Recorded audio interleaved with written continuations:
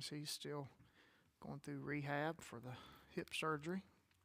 I guess that's going all right.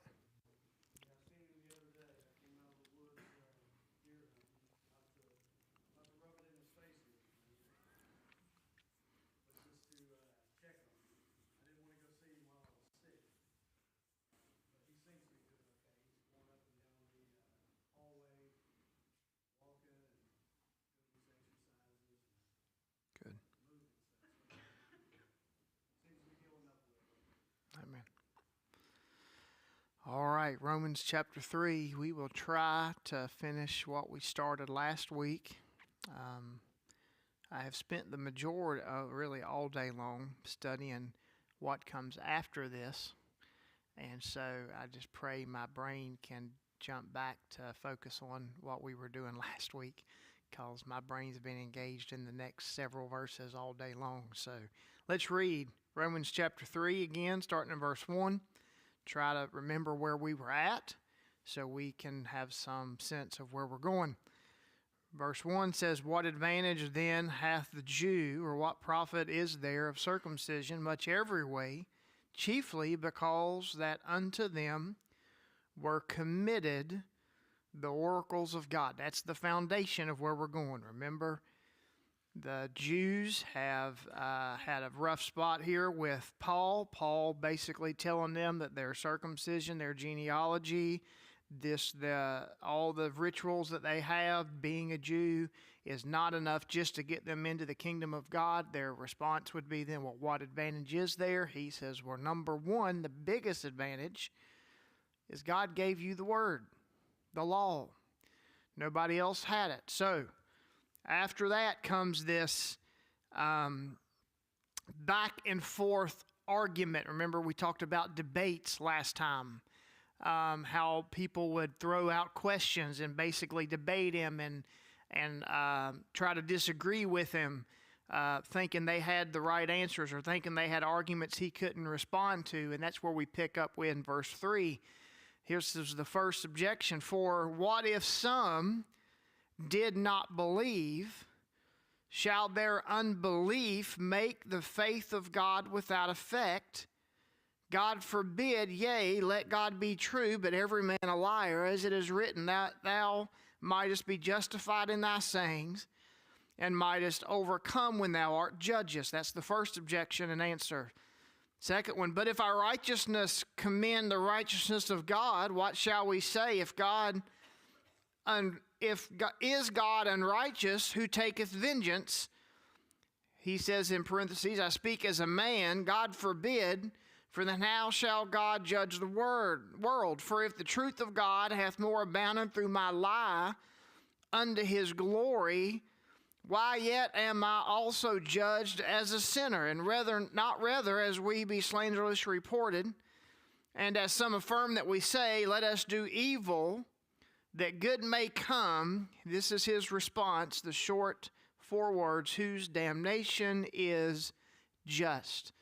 And so the only objection that we got through last week was the first one, and that is the Jews are saying, well, if there's no advantage to the point of being a Jew that we can get into the kingdom, if we're not going to go to heaven just because of who we are, if we're not going to heaven just because we're Jews, then clearly your theology is off.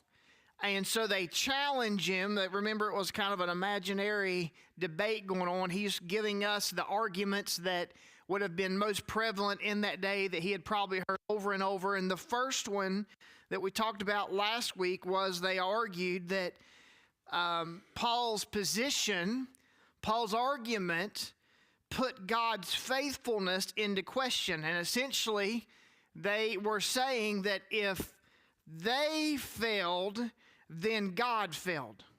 That God had made promises to the Jews, and that if the Jews did not make it, then that made God look bad. It wasn't their fault. God's the one who made the promises, so if the Jews failed, then it's God's fault. That was the basis of their argument. Remember, we talked about that last week. They wanted to blame God and not blame the people who made the mistakes. We brought that into our current day, had some illustrations about that, about still today, when people fall and people fail, people want to blame God and not blame the people who did the falling, right? And so the first argument that Paul would have had when saying, no, you being who you are, just your lineage, your rituals, your circumcision, that's not going to get you to heaven. And so the first question was, well, then that means God's not being true to his word. God's not being faithful. And Paul said, no, that don't hold water. And he responded with a verse out of Psalms 50 or 51, I believe it was, where he quotes David's repentant psalm and basically said, God is just, man may fail, but God never does. Short answer. So the second objection, we'll try to get through this one and the third one tonight. The second, if the first one was them arguing that Paul's position put God's faithfulness into question, the second objection that came up is they'd argued that if Paul's argument would bring God's righteousness into question. Now, let's see, verse 7, for if the truth of God hath more abounded through my lie unto his glory, why yet am I also judged as a sinner? And not rather, let's see, well, we'll stop there. I'm sorry, that's the wrong one. Go back to verse 5. But if our righteousness commend the righteousness of God, if our unrighteousness commend the righteousness of God, what shall we say? Is God unrighteous who taketh vengeance? I speak as a man. Paul makes a point to say, I speak as a man. Why? Because this was an argument that is solely from a human perspective. This is man looking at something that they can't totally grasp from the wrong perspective. God looking from heaven, us looking from here. He's saying, I'm talking about this from totally human logic. This is the logical working out of a human being who's already misunderstood what Paul has been saying. And so the next argument, not only are they going to question God's faithfulness, now they want to question God's righteousness. They're basically saying, their argument is that if this is right, if your argument's correct, and God's faithful no matter what, then that means our unrighteousness is just a backdrop that makes God look even better. They're saying that God's using their failures as a backdrop to show his own righteousness. And I've heard this illustration a couple times. I don't know. I don't really go to expensive jewelry stores. You can ask my wife. But they say if you go to a really nice jewelry store, maybe some of you ladies can affirm this, and you get a really nice necklace or something, when they bring it out to show it to you, they always lay it on a dark piece of velvet or something, right? Am I right? I got 1, 2 ladies saying, yeah, that's good. I wouldn't know, I guess, but I don't remember doing that. But they say they do that because that dark background really shows off that beautiful piece of jewelry. Now, if you just lay that gold necklace out on a clear glass, I mean, you might be able to see it, but it doesn't show off the way that it does whenever you put it on a nice piece of dark velvet. And so they use that dark background to stand in contrast to the jewelry to make it stand out and make it look better.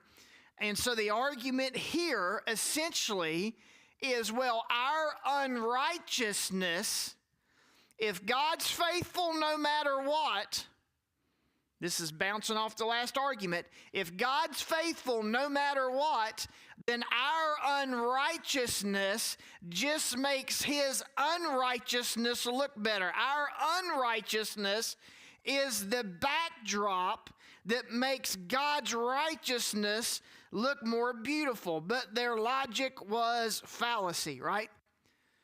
This fallacious argument, this fallacious logic then follows that if their failures make God look good, they continued, well then if it makes God look good, how can God judge us?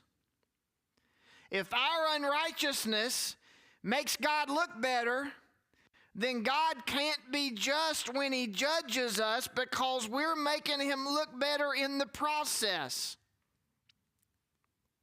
Do you see it in verse 5? But if our unrighteousness commend the righteousness of God, what shall we say? Is God unrighteous who taketh vengeance? You see it?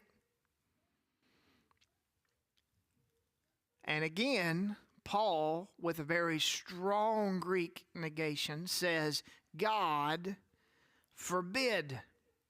And I love it. Again, this is introductory remarks.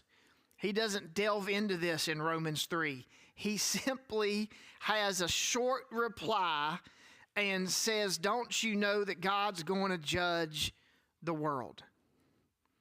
He just makes the argument. He just makes the statement that God is going to judge the world. He just assumes that it's readily accepted by the Jews and himself. He doesn't even feel the need to argue the point or prove the statement. He doesn't quote another Bible verse. He just responds,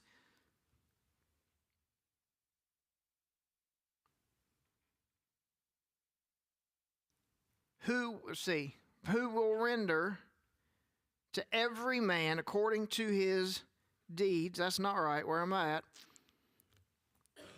God forbid, for then how shall God judge the world? And it just stops. Now, this would be infuriating, right? A little bit to somebody that's listening. Just because God has the sovereign ability to extract good from the evils done in this world does not make God unrighteous. God, as the creator of the universe, has every right to pursue providential progress for his own purposes while also holding people accountable for their sin, for their evil. God's sovereignty over all things never negates human responsibility. And to be honest, it's one of the great mysteries. It really is. We always talk about his sovereignty, how God never loses control. Even Romans 8, a promise made to us as Christians, as believers, who says all things work together for good, right? To them who love God, to them who are called according to his purpose. God has the ability to take all things. That's the things he wanted to happen and the things he allowed to happen. All things includes things that God caused, and all things will include things I inflicted upon myself. God can take my own mistakes, my own sin, teach me from that, and make me better. Why? Because Romans 8:28 says all things work together for good. God has the ability to even use evil for his good. Does that make sense? God can do it in our own lives. Their argument was, well, if God can look more righteous because we're unrighteous, then it's not okay that God would judge us because we're making him look better. Paul says you've got the whole thing wrong. God will judge the entire world. That includes you. He'll judge everybody. again, he makes no effort at all to really explain himself. But if there's a world and God made it, then who are we responsible to? The Creator. If we live in God's created world, we are responsible to God that made that world and made us. And so the judgment of God for Paul and the Jews, I think the reason he didn't explain it was because they knew it was true. It was an accepted truth for them. So he just stops. So it moves on to objection 3. So first they said, well, this argument can't be right. Remember, they were hanging on to the fact they were going to make it because of who they were. They were going to make it because they were circumcised as a child. They were going to make it. And man, Paul busted all that up. Now, that can't be right. If your argument's right, then God's not faithful. Paul says that's not right. Their second argument, well then, if your argument's correct, then that means our unrighteousness make God looks good. Therefore, God can't judge us. Either way, we come out in the good. And Paul says, no, you're foolish. God will judge the world. And the next objection, they argued, verse 7 and 8, that Paul's argument gave people then a license to sin. Again, notice the arguments would build on one another. For if the truth of God hath more abounded through my lie unto his glory, why yet am I also judged as a sinner? And not rather, and he puts this in parentheses, in other words, people were saying this and accusing Paul of teaching this doctrine, as we be slanderously reported, and as some affirm that we say, let us do evil that good may come. Then his response, whose damnation is just. The objection, again, just like we talked about the first night, is not an ancient one. It's a modern problem also. Today, we refer to this as antinomianism. I know that's a big word, but it's basically the doctrine or the belief that the gospel frees Christians from required obedience to any law, whether that's scriptural or civil or moral, and that salvation, there's partly truth in it, right, is attained solely through faith and the gift of divine grace, right? That's true, that we're saved by grace through faith, that not of yourselves, it is the gift of God, not of works, lest any man should boast. But what they do is they take it to the point that they say they go way too far in the wrong direction, and they say that grace now is a license to sin. Not only, like they view grace as a license to sin, because the more we sin, the more God pours out his grace. Does that make sense? It doesn't make sense, shouldn't make sense, but that's their argument. That if we're saved by grace through faith, and you're saying we don't have to keep the law, circumcision ain't going to get us to heaven, the rituals ain't going to get us to heaven, going to the temple by itself ain't going to get us to heaven, we get saved by faith. Again, for if the truth of God hath more abounded through my lie unto his glory, why am I judged? And he says this is what they're saying that we're teaching. Let us do evil that good may come. They viewed it as a license to sin, but their logic continued and got worse in that basically they said if God's going to show us grace when we sin, then let's sin with abandon. They basically viewed it as a logic, as an incentive to sin more. Does that make sense?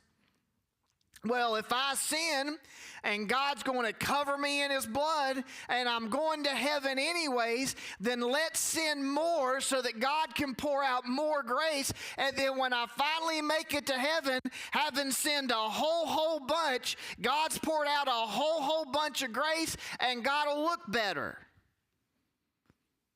In short, that's antinomianism.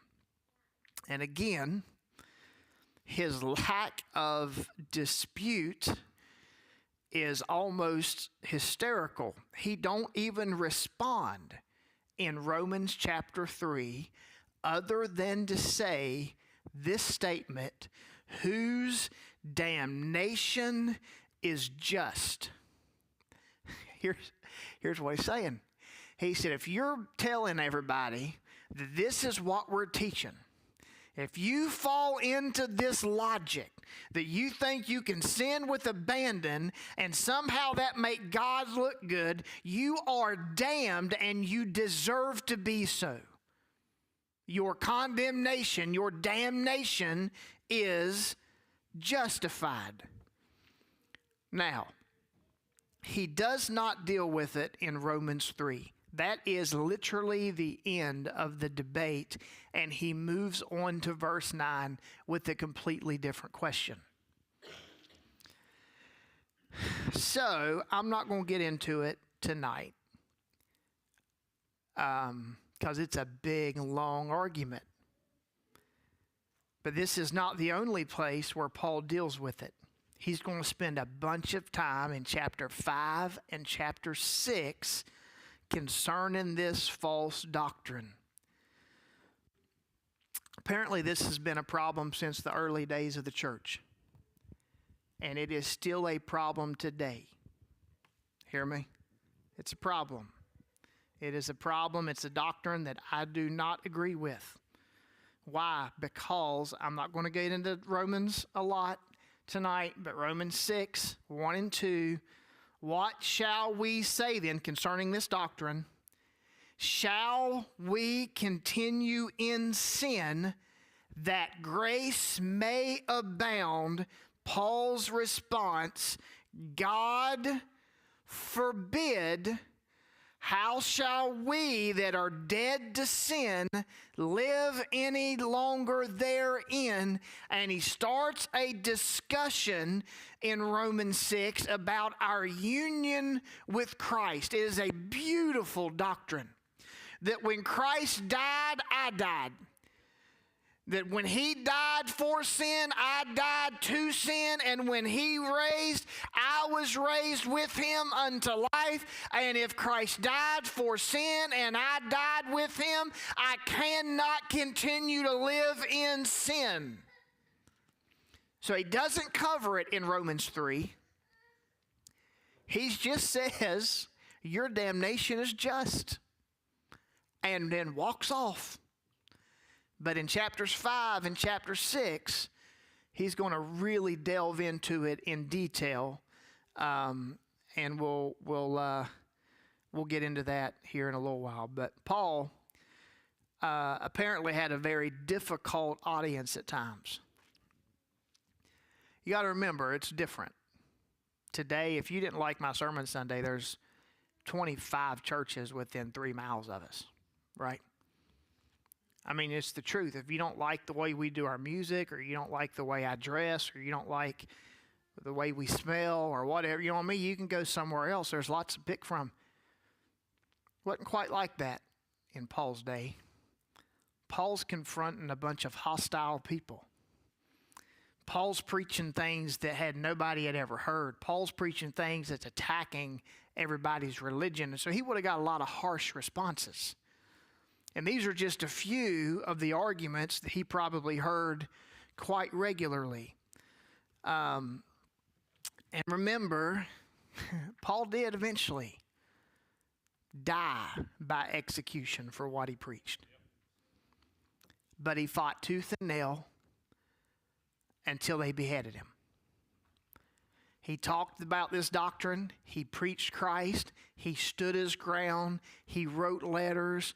He defended the faith until the day that they literally took his head. And so basically, what we're going to get into next time is starting in verse 9 through verse 20. And it is going to be the end of really what is the introduction to the book. We're getting ready to get into the meat of Romans.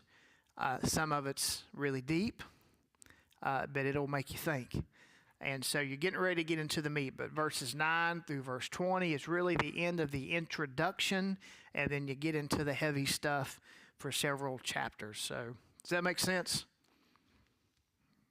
It would have been better had I could have got all that in last week when we had one solid thought, but it is what it is. Let's pray, and we'll go home. Lord, we love you. We thank you for tonight. Thank you for your word. God, I do pray that through my bumbling and losing my place, God, that your word still come out clearly. God, I pray you'd help us to grasp your word as we study it verse by verse. Lord, the church is supposed to be the pillar and ground of the truth. God, I pray we'd see your truth as we study your word. God, I pray we know what we believe, why we believe it. God, I pray we'd be so comfortable with your word that when people ask, we have a response as to why we believe what we do, why we have hope and who we do. God, I pray you'd help us as we study your word, mature us, grow us in you.